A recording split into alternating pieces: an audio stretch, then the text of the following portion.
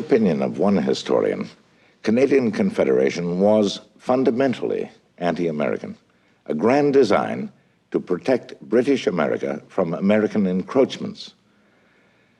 Certainly, during the legislative debates on Confederation in 1865, no fewer than 60 speakers referred to the American menace. Others claimed pro-Confederation forces were creating an anti-American bogey. Yet, as the American Civil War ended, many Canadians did feel that the victorious Union might settle wartime scores with Great Britain, with Canada the first target. So there was real relief in Canada when the Union armies were finally demobilized. But the Fenians, an anti-British Irish society, did attack Canada. Moreover, the war had revived the spirit of manifest destiny, the notion that nature intended America to rule the continent. Some feared that American expansionists might use the Fenians to start an Anglo-American war and then seize Canada. Also, Canada's American markets had been greatly reduced when Congress canceled the Reciprocity Treaty. Some panic-stricken businessmen talked of joining the United States. This spurred on Canadians who saw an alternative in Confederation. But how would the new Dominion look to Uncle Sam? A new triangular relationship. That was the way the young Canadian hopefully wanted it to look to Uncle Sam. No longer would Sam see in his neighbor merely the figure of John Bull, but rather a distinct and separate personage.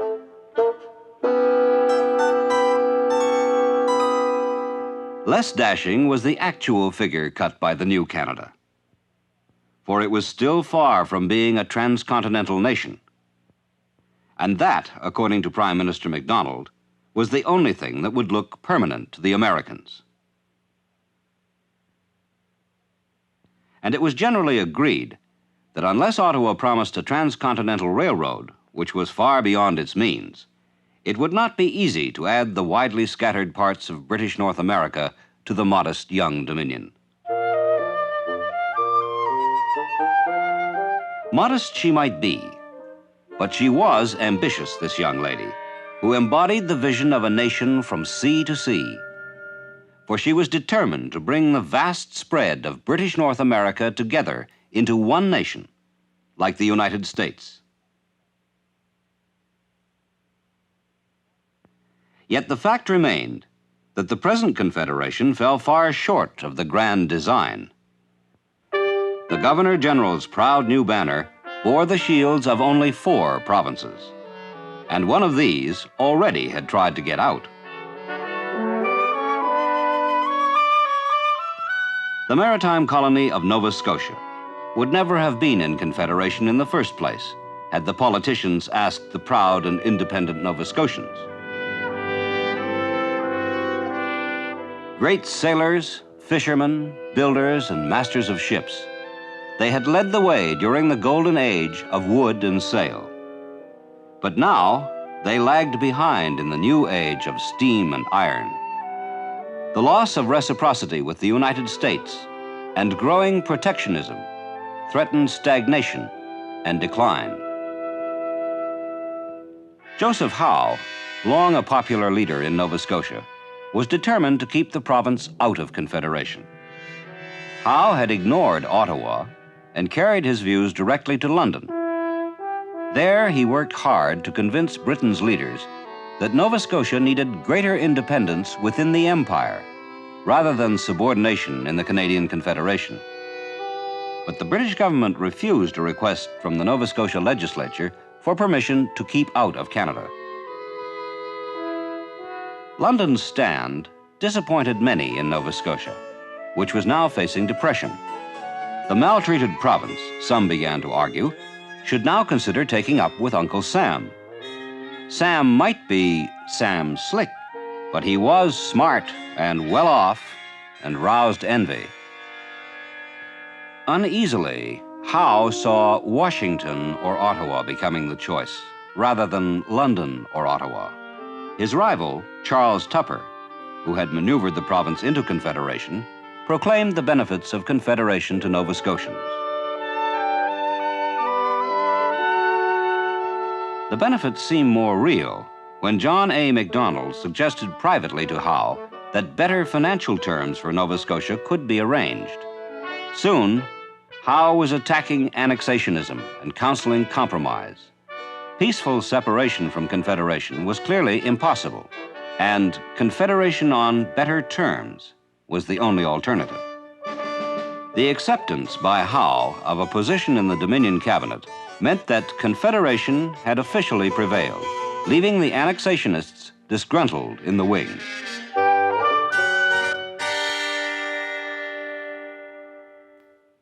But how real was the annexationist sentiment in Nova Scotia? James Taylor, a propagandist for American expansionists, was encouraged when Howe told him states' rights are a necessity too in Canada. Taylor wrote that if Howe got neither repeal nor concessions, annexationism would grow. After repeal was denied by London, there was talk of British betrayal and of having the United States guarantee our liberties. Such talk now alarmed Howe, and Macdonald moved in with concessions. Together, they clipped annexationist wings. But what about American reactions? When American expansionist Ben Butler turned up in Halifax, Howe suspected him of using money to encourage annexationists. But Washington, intent on domestic affairs, gave them no encouragement. So the new Confederation didn't fall apart, but could it grow? The new Dominion had its expansionists too, who eyed the great gap between Ontario and British Columbia, especially Fort Garry and the surrounding Red River settlement. The Hudson's Bay Company still ruled the little colony, despite Canadian efforts to challenge the legal basis of its charter.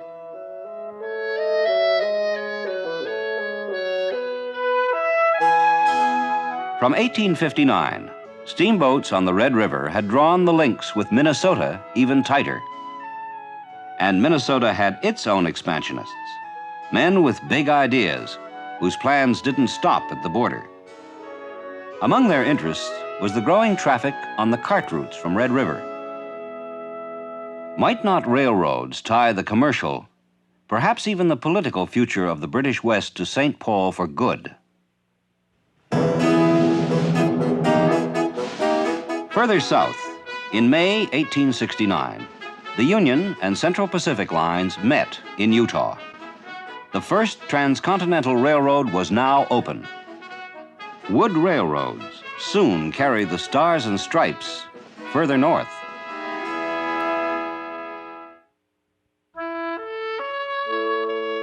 The key to everything was the orientation of Red River. The way it turned could open or shut the door forever to westward expansion. For a trickle of immigration had brought not only Canadians, but also Americans. Both groups were impatient to get things moving, but the little colony found herself facing a choice about who could do it better. A majority preferred Canada, but an American party argued that Uncle Sam could offer more sooner. It was said that some backers of another American railroad preferred to build north to Fort Garry and then west, especially if the border could be done away with. And the St. Paul and Pacific was already moving toward the Red River south of the border and talking of pushing north to Fort Garry. Rooming with Uncle Sam, then, meant good facilities at least. On the other hand, the new Confederation Inn of Miss Canada had reserved a room for the Western waif. Canadian interest was encouraging, but access to Canada remained desperately difficult. Work on short wagon routes, east from Fort Garry and west from Fort William, had only just started in the year after Confederation. But in between lay the remorseless Laurentian Shield, which would still have to be crossed by the traditional water route. Could even an improved road and water route compete with the easy road to St. Paul. The most you could say for the Canadian route was that the scenery was better.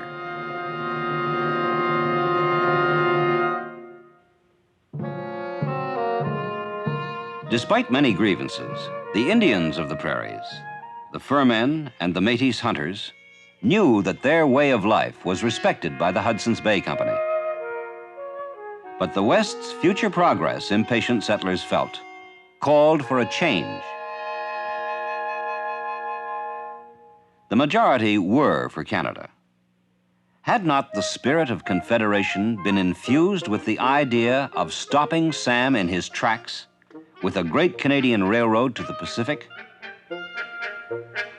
Slowly but surely, it was being shown that crossing British North America was feasible, although difficult. Red River was now a prize for which Canada was willing to pay. After a financial arrangement with Ottawa, the Hudson's Bay Company surrendered its political rights at last. But as Britain prepared to turn control of Red River over to Miss Canada, she suddenly found that her prize wasn't as tame as she had thought. In the isolated colony, the largest and most influential group was the Métis, descendants of European and Indian marriages. They felt themselves a unique people, a nation, and they prized their independent way of life. The Métis had the friendship of the Indians, and both groups were uneasy about the coming of Canadian rule. The suspicions of the Métis were roused by public land surveyors from Canada, whose rectangular lines seemed to be ignoring the irregular contours of their little holdings. This could only mean one thing, many whispered. The Canadians were preparing for a land rush which would wipe away all their claims and titles.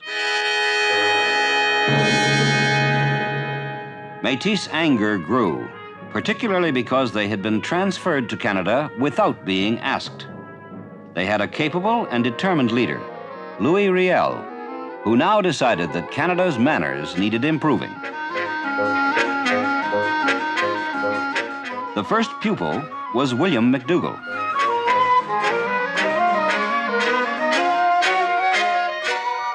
McDougall, a Toronto expansionist, had been appointed Lieutenant Governor of Red River.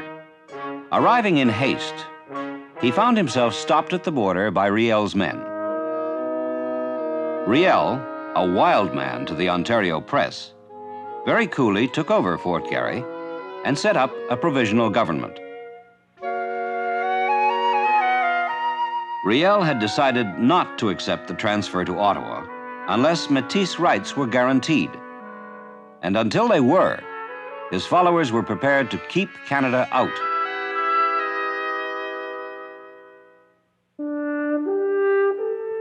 South of the border in Minnesota, ambitious railroad builders and commercial men saw in the scheme for a Northern Pacific Railway the means of funneling the trade of the whole Northwest through their hands. It was an imperial dream, and it had powerful backers in the East.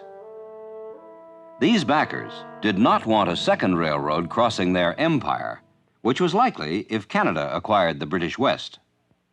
North-south lines feeding into the main American routes could better serve fertile regions like the Red River Valley. They would also serve American settlers and land speculators in Fargo and St. Paul. In Washington, things had changed.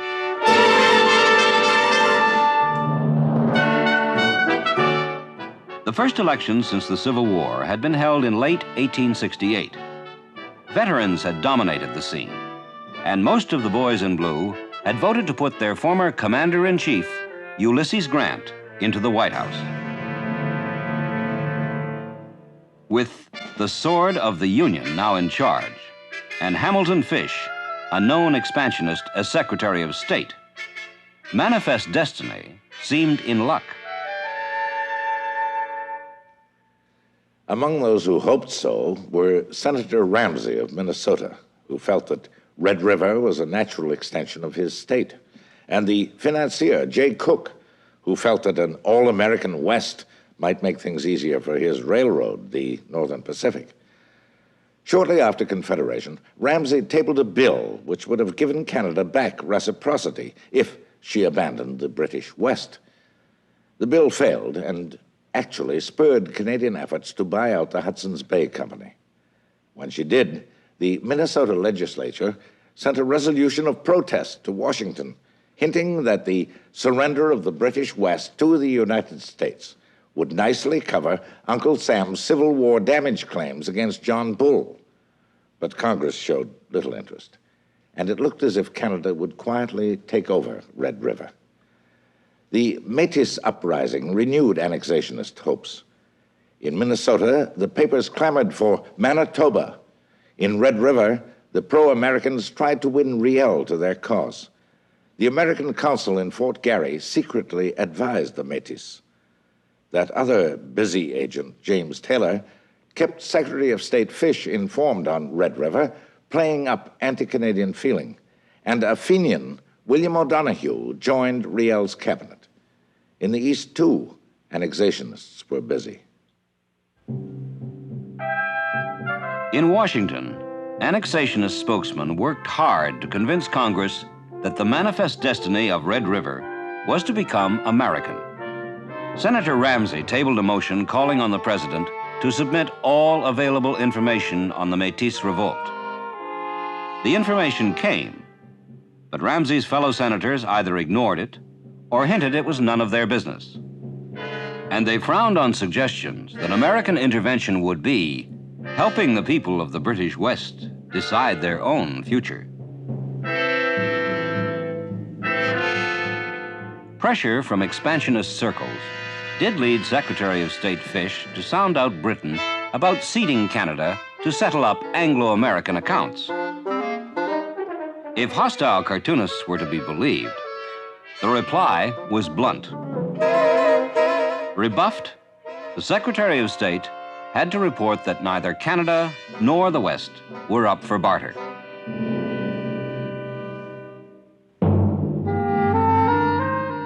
In the provisional government in Red River, meanwhile, an interesting figure sat at Riel's side. William O'Donoghue, an ardent Fenian, strove to win Riel over to the American cause. Particularly, he tried to have Riel keep news of Canadian concessions away from the people. But the astute Riel was more interested in the concessions which the fear of annexation might bring from Ottawa. His main concern was the fate of his people and their little homeland. Above all, he wanted La Nation Métis to have land, room to grow. And he wanted reasonable guarantees that would keep his people and their way of life from being completely defenseless in the face of the advancing tide of English-speaking capitalism.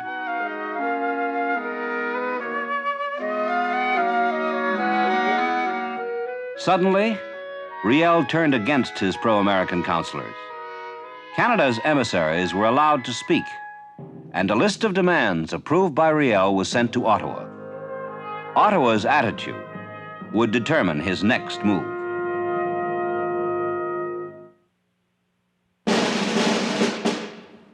Ottawa's would-be imperialists had to choose between coercion or concession. Public opinion in Ontario, enraged by Riel's execution of an Ontario man, wanted military action. Macdonald couldn't ignore such demands, but feared driving Riel into American arms. So first, he accepted Riel's demands.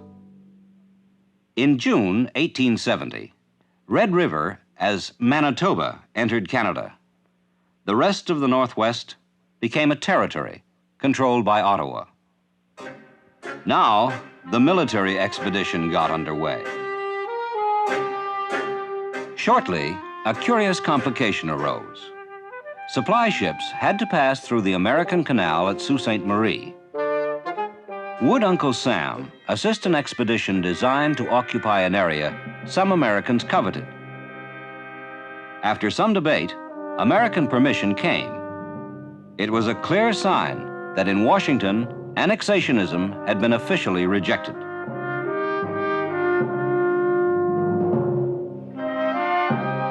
Soon, the expeditionary force was moving along the old canoe route, once used by the fur men from Fort William to the west.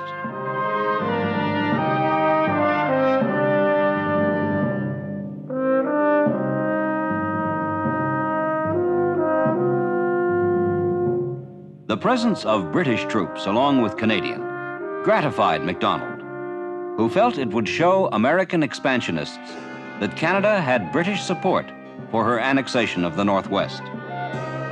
He was also highly pleased to show everybody that a large body of men could reach the West from Canada, despite severe hazards.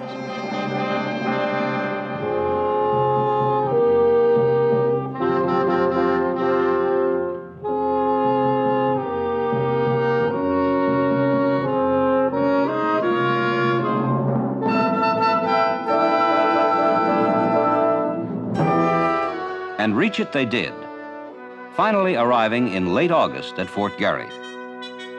But despite Canadian assurances, Riel suspected the military leaders of repressive intentions and escaped just in time to Minnesota. After Riel had opened negotiations with Ottawa, annexationist fortunes sank. Riel's increasing hostility and Washington's indifference isolated them. The meddlesome consul and the Fenian O'Donoghue slipped away. As the expeditionary force from Canada approached, Minnesota growled about the oppression of Red River. In Washington, cries of alarm from Ramsey and others drew only bored smiles. The annexationists' one big chance had been to win over Riel. But Riel knew that an American Northwest would be inescapably unilingual, English. Canadian Confederation, on the other hand, was supposedly a political arrangement between English and French, a union whose linguistic and other guarantees should accompany Canadian expansion. If Red River was to be part of Canada, then they must apply also to the Métis. But there was more yet to bid on. Formidable mountains, as well as distance, lay between British Columbia and the New Dominion, whose capital was 3,000 miles away. Access was almost entirely by sea. Only quick action had kept the flag of faraway Britain flying at all, when a flood of American gold hunters had swamped the colony in the 50s and made it part of the American frontier. But by the mid-60s, the boom had sagged. Prosperity and 2/3 of the immigrants fled, and stagnation set in. In Victoria, the capital, there were political grievances too. Only after considerable agitation had a reluctant London allowed the little colony a partly elected legislative council. But Vancouver Island and the mainland were then joined together, and the harassed government found itself burdened with the costly upkeep of mining roads through the narrow gorges of violent rivers.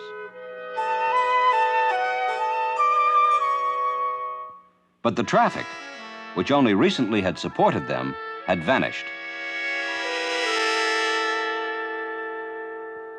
It was perhaps not surprising that an annexationist movement should appear in Victoria, where bankruptcy and pessimism went hand in hand. In late 1866, most still felt that reciprocity with the United States was all they needed. But others were now regarding the border itself with a critical eye. The mountains created a coastal world whose natural lines of communication ran south to Seattle and San Francisco.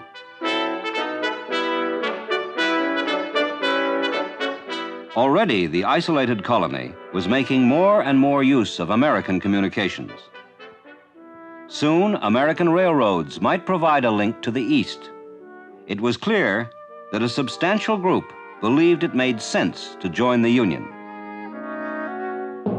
Men like Richard Blanchard, however, were pro-British, as was the journalist Amour de Cosmos and the representative of Canadian interests, R.W. Carroll. Forget the deceptive dictates of geography, they said. The practical and British solution was to join the new Canadian Confederation. But annexationists saw only the 700 miles of high mountains, the 1,000 miles of lonely prairies, and the 1,200 miles of Laurentian Shield, which lay between them and Ottawa. And events tended to favor annexationism, for the American purchase of Alaska seemed to put the colony in a trap. And when the London Times itself said, "No obstacle should be put in the way of peaceful annexation to the United States," even the most loyal despaired. With London apparently so complacent about possible annexation to the United States, it was natural that the anti-American party in British Columbia should watch with satisfaction as Canadian Confederation was pushed through, the Hudson's Bay Company was bought out, and the new Dominion did start reaching westward. Confederation had been billed as a substitute for reciprocity, as the cure for depression and annexationism, the very problems that plagued British Columbia. But pro-Americans pointed out that only some pretty improbable railroad building could create a real commercial connection with the East. Nor had Confederation, they noted, ended either depression or annexationism. Nova Scotia, in fact, had felt worse off in Confederation and had wanted out. Joe Howe had kept her in. But among her coal miners and fishermen, as among New Brunswick's lumbermen, annexationist sentiment was more widespread than ever. And there were other annexationists. In the commercial centers of the Dominion, many businessmen brooded on the fact that after a year without reciprocity, their trade with the United States had been cut in half. Still vivid in their memories was the delight with which protectionists in Congress had finally managed to kill reciprocity during the Civil War. Many Canadians now realized that the protectionists, having once slammed the door, were strong enough to keep it shut. Sam's door was locked, and no amount of knocking seemed to open it. Some bold spirits who felt the door must be opened at any price turned to more devious methods. They hinted that the desired fruits of prosperity grew best on the tree of independence. But for Loyalists, independence was merely a trap set by annexationists. What these gentlemen really wanted was to lure the Canadian beaver into the American cage. But Canada's leaders weren't going to let him get caught. Defenders of the Dominion took to pointing a critical finger at all shades of independence.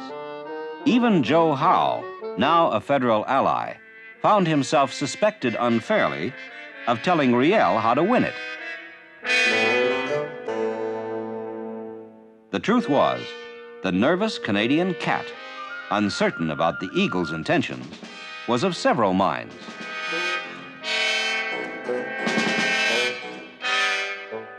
Just how the cat would jump could very well depend on American move. When Ulysses Grant took over as president in 1869, some Canadians wondered if the style of the former general would take over too. The new Eagle-in-Chief was a known expansionist, and some Canadians feared he might be capable of hatching new imperial schemes in the name of shelving old ones. An American nationalist mood was strongly in evidence. Uncle Sam's Civil War claims against Britain were still unsettled and gave expansionists like Charles Sumner something to yell about. His arrogant suggestion that Britain pay up by surrendering Canada proved most offensive to imperial dignity.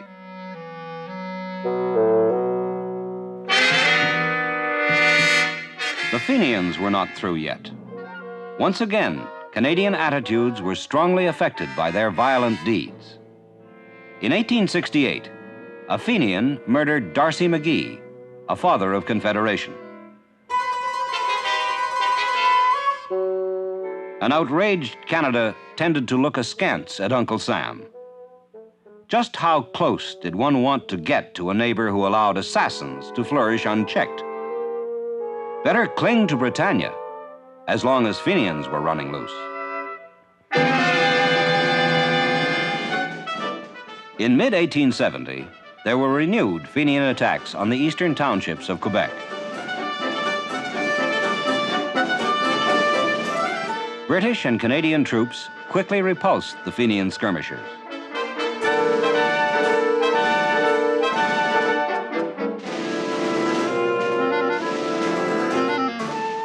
The victors paraded, displaying their Fenian trophies, and were hailed with considerable pride. The Fenians had been soundly trounced. Ejected from Canada, they now found themselves persona non grata with President Grant. Uncle Sam had had enough. Severe restrictions and internal dissension soon left the Fenians in disarray.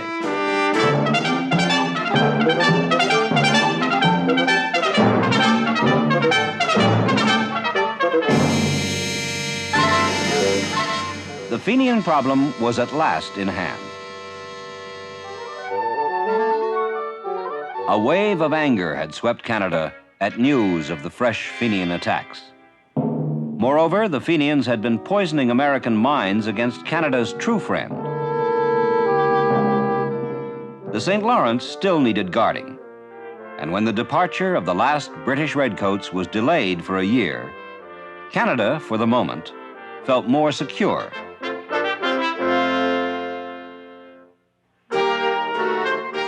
The government of the new Dominion, meanwhile, had discovered what it thought was a trump card. Americans fishing off the maritime coasts of Canada now faced the old 3-mile limit, thanks to the killing of the Reciprocity Treaty. But the fleets from New England considered the inshore fisheries indispensable and kept coming.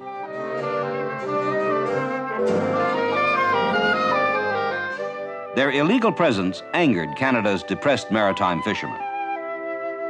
They had been deprived of reciprocity by Uncle Sam, so he should at least pay a fee for his fishing privileges.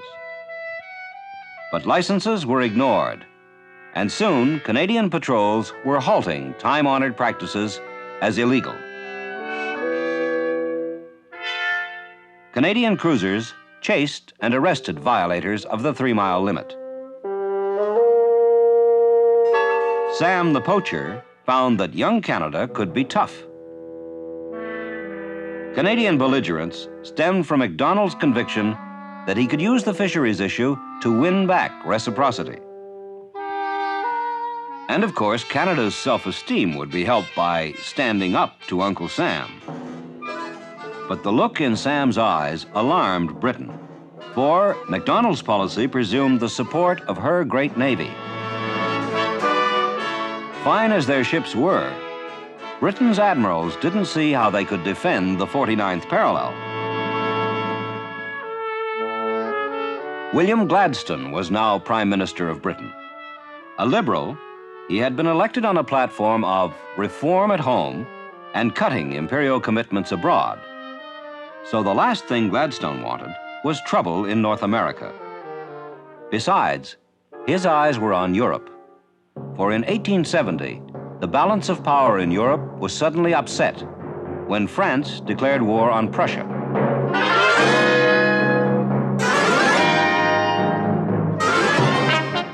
French élan collided with well-organized and determined German power. Mars-la-Tour, Gravelotte, Sedan, an astonished world saw the armies of Napoleon III overwhelmed by the German onslaught.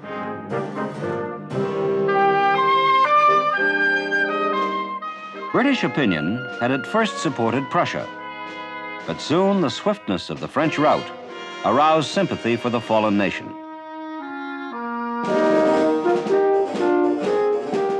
There was also uneasiness in London about the victors, who were parading their triumph in Paris.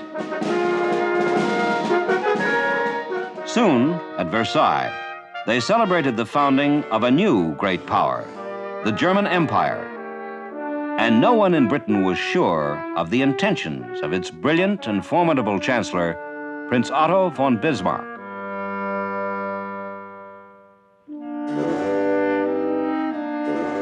Russian moves were also causing Britain concern, for the bear was trying to break loose from some uncomfortable shackles.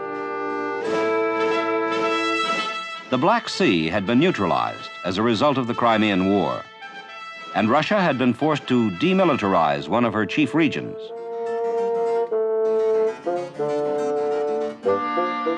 But Alexander II, still popularly known as the Tsar Liberator, had his eyes on Europe too, and had pointed out to his military leaders that the preoccupation of the other powers with the Franco-Prussian War gave Russia a chance to shake off the shackles. The Russians decided to denounce their obligations and soon showed every intention of remilitarizing an area of vital concern to Britain.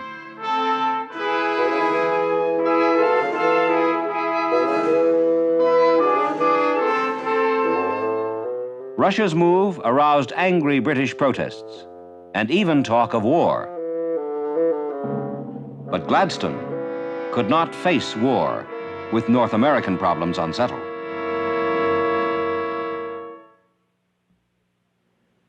In his annual message of 1870, President Grant referred to Canada disparagingly as this semi-independent and irresponsible agent misusing its delegated powers and threatening reprisals.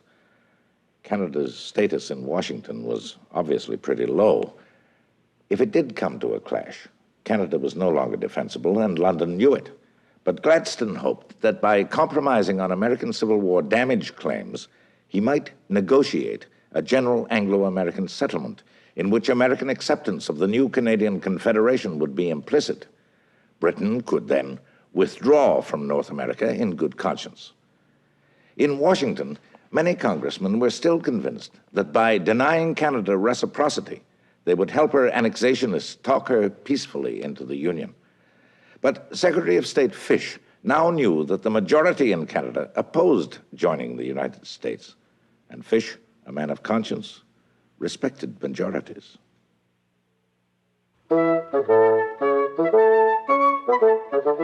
So in late 1870, discreet British approaches revealed that behind the closed American door, Brother Jonathan, too, was wondering if the hostile posture of recent years was still advantageous.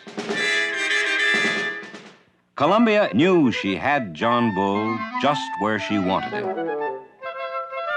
Britain needed something, and Columbia was entirely willing.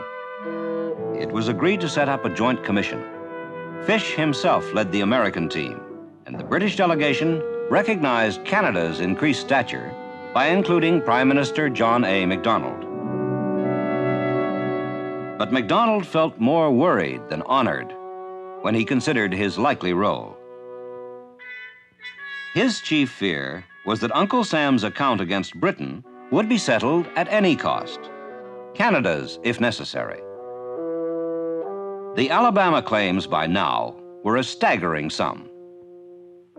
This bizarre figure, which even included claims against Britain for prolonging the war, had been inflated by public opinion to tremendous size.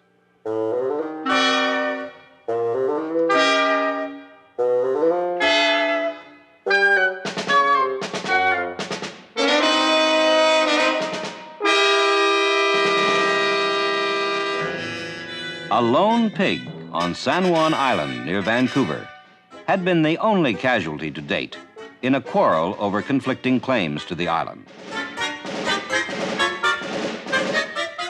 But endless dispute had left the matter unsettled and the strategic island occupied by troops of both countries.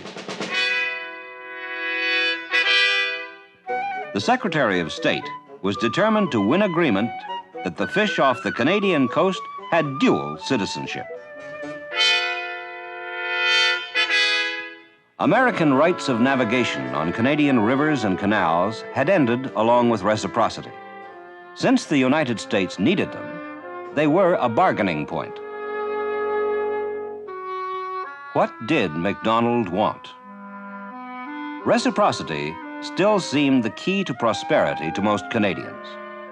Although MacDonald was dubious, public opinion was convinced he could use Canada's canals and fisheries to make President Grant's protectionist administration unlock the American door. Only then would Canada be safe from threatening annexationism. In the minds of most Canadians, the havoc caused by the Fenian raiders seemed quite as real as that caused by the Alabama. But MacDonald, who was expected to push claims, could not even get the matter on the agenda. MacDonald's private doubts over his probable position at the conference proved only too correct. Trapped between two great powers, he found himself to be both the odd man out and the nuisance of the conference. His dedication to Canadian interests tended to interfere with the obvious trend to British-American compromise. The Americans had made a considerable concession in allowing the Alabama claims to be submitted to arbitration, which would surely scale down John Bull's bill. MacDonald deplored Britain's response, which was to allow the Canadian fisheries to go for cash compensation. The Maritimers treasured their fisheries, he complained, and would be upset if they were swapped not for real compensation like reciprocity, but merely for an olive branch and some cash.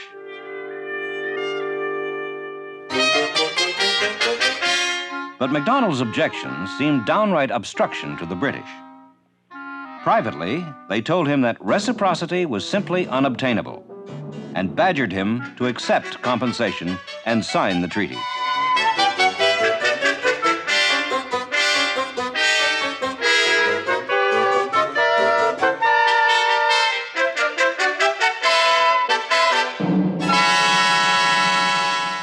The British and Americans got their treaty, but MacDonald signed only after he had received compensation for his Fenian claims from the British. Even then, MacDonald only signed the treaty under protest and as an imperial commissioner rather than as Canadian representative. By doing this, he cleverly implied that while he approved the treaty in terms of imperial interests, he disapproved of it from a Canadian point of view. MacDonald knew that Canadian opinion would blame him for not getting reciprocity, and he was getting a story ready. Why did he sign at all? Well, Britain was set on Anglo-American reconciliation. Washington conceded that this was possible. But Britain would now have to pay the price for imperial sins during the Civil War. To keep Canada's share of the price to a minimum, MacDonald fought long and hard. But that done, he signed. He knew that while Britain would pay something for Canadian approval of the treaty, she would not let Canadian disapproval wreck it. Well then, who got what out of the Treaty of Washington? Uncle Sam had to watch while issues over which he saw very little argument went through a tiresome procedure called arbitration in a remote place called Geneva. Britain's acceptance of arbitration was considered a confession of guilt. But once done, it did at least explode the more bizarre claims.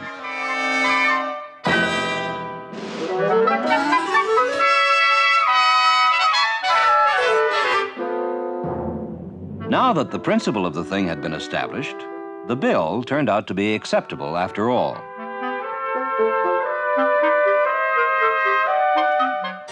A dangerous issue that had long separated the two nations was removed at last. As for the issue of San Juan Island, the Emperor of Germany, who found himself appointed arbitrator, after due consideration, looked with favor on the American version of the boundary.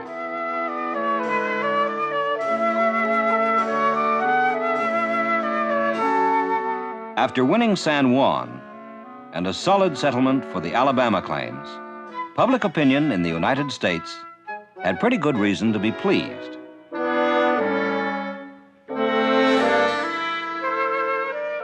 John A. Macdonald had less to smile about.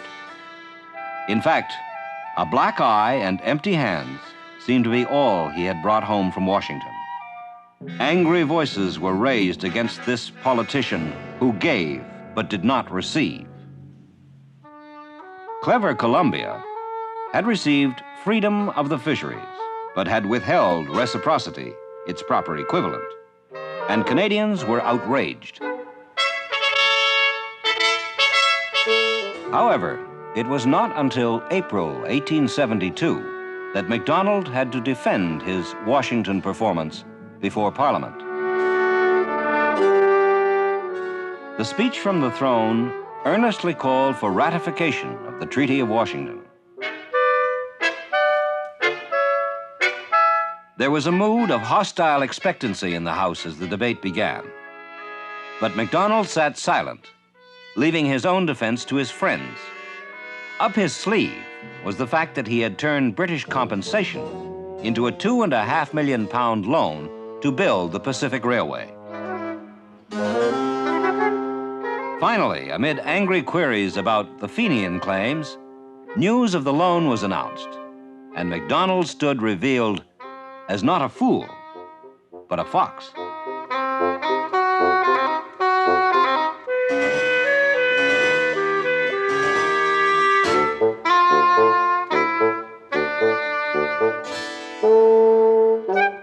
The treaty was overwhelmingly approved.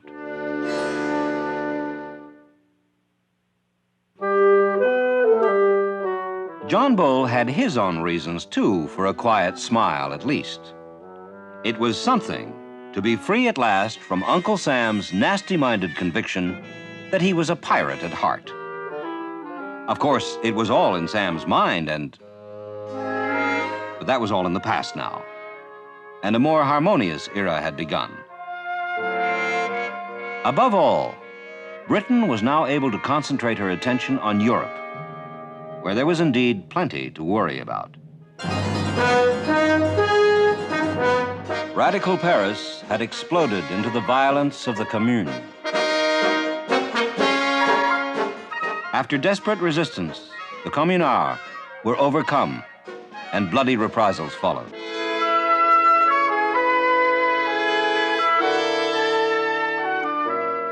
The tragedy of France was watched from across the Channel with apprehension. Also, Britain could now devote closer attention to the distant Indian frontier, where there was growing concern about Russian advances in neighboring Afghanistan. The British trooper had plenty to keep him busy.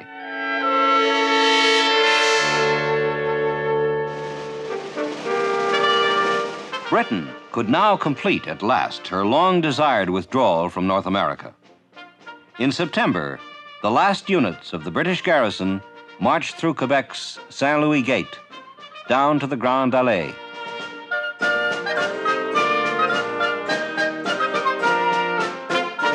At the wharves, the transports were waiting to begin the long voyage home. The provocative military power on America's northern frontier was being dismantled at last. It was 112 years since Wolfe's men had scaled the supposedly inaccessible heights known as the Gibraltar of America. Now, they were accessible to any American tourist. Britain's watch on the St. Lawrence was over.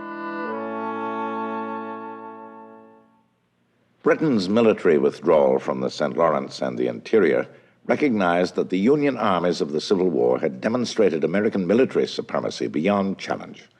On the water, American power still could not challenge British, but naval power could no longer conquer America. On the continent itself, there were no foreign bases now for the Americans to worry about. On land, they were supreme, so the land no longer had to be American in the literal sense, as Manifest Destiny envisioned. If Canada were no longer a source of potential danger, then her annexation was of less urgency, at least for those concerned with legitimate national security rather than expansionist dreams. With Britain gone, Canada was tolerable. Thus, the partition of the continent north of the Rio Grande, begun in 1783, was completed, not with one American empire, but with two independent nations, independent and transcontinental. Only on the Pacific coast of the United States, especially in San Francisco, was there enough interest in the acquisition of British Columbia to raise its voice in Congress. California's representatives in Washington were in fact admonished by the state legislature to use all fair and honorable means to acquire the British colony. It was Senator Ramsey of Minnesota, however, who predictably showed the loudest interest. Few others did. Busy President Grant didn't even take the time from his other correspondence to reply to a petition from pro-Americans in British Columbia. In British Columbia itself, the two sides, those who were anxious for an American connection and those who preferred Canada, argued largely in economic terms.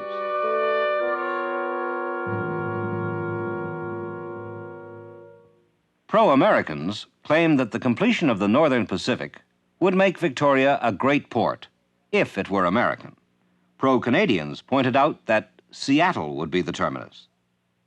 Yet, the anti-Americans said, Victoria was even more strategically located than its neighbor in relation to the great prize of the future. This was the trade with the Orient, now being developed by the Western powers. And in the scramble for trade, Britain, rather than the United States, was in the lead.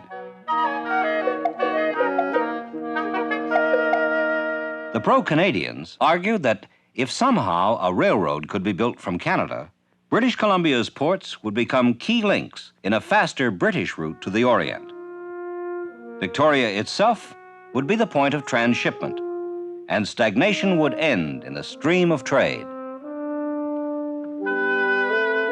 The pro-Canadians were tremendously helped by Canada's acquisition of the West. Britain also helped by appointing Anthony Musgrave as governor, for he, like most members of the Legislative Assembly now, was an aggressive advocate of Confederation. Soon, the Assembly dispatched delegates to Ottawa to negotiate with the Canadian government. They found Macdonald only too willing to tell them what they wanted to hear. He promised that Canada would complete a railroad to the Pacific within 10 years. So, on July 20th, 1871, British Columbia entered Confederation as the 6th province. But before Macdonald's transcontinental dream could be truly called completed, one small step remained. Prince Edward Island was small in size, but immense in character and self-esteem. The islanders liked their way of life so well, they might have stayed independent forever. But they tried to build a railroad, and as the debts grew, so did interest in Confederation. When the details of the arrangement with the Dominion were revealed, the islanders had good reason to cheer. Their railroads, their debts, and their absentee landlords had all been taken care of. On July 1st, 1873, the little island became part of Confederation, and Macdonald had reached his goal. The second transcontinental nation had been realized. We began by noting fear of the United States as a leading cause of Confederation, and so it was. But Canadians should also remember what Americans might have done and did not do. The American Civil War was the most terrible event in North American history. It was not entirely surprising that despair over apparent national disintegration should cause a Secretary of State to consider briefly annexing Canada as a diversion. Nor was it surprising that in the victorious Union, manifest destiny should appear again, nor that there was some hostility to Canadian Confederation. Much of the hostility came simply from traditional American dislike of a despotic monarchy on their border. but some were openly expansionist. Yet the schemes of Banks and Ramsay, the pronouncements of state legislatures, the petitions of annexationists, both Canadian and American, got nowhere. The annexation of Canada did not become an American national goal. When reports to Secretary of State Fish suggested that most Canadians wanted to join the Union, he was indeed interested. But when discreet inquiries convinced him this was not so, he went no further. The combination of expansionist nationalism and superior power has frequently led nations into temptation. Although many Americans would have liked them to, American governments in these dangerous years did not succumb. Anglo-American reconciliation tended to overshadow the acceptance of Canada's nationhood, so aptly symbolized by Macdonald's lively and exasperating presence at the Treaty of Washington. But Anglo-American understanding itself was an indispensable condition of Canada's full independence. Now the undefended frontier, so long defended, was ready to become the subject of pious homilies. And the two nations could get on with marking it properly. The border, the historical record of an enduring will, was confirmed at last.